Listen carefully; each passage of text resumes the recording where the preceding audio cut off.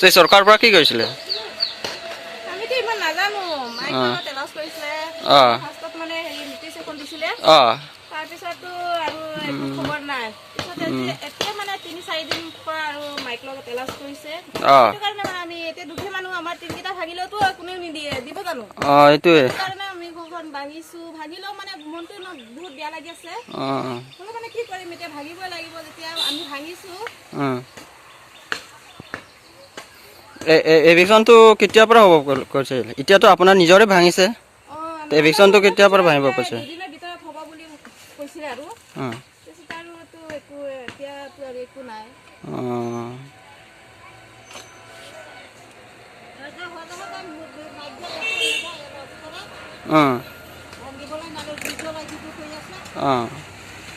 এতিয়াতো নিজৰে ভাঙি আছে, চৰকাৰৰ পৰাতো ভাঙা নাই।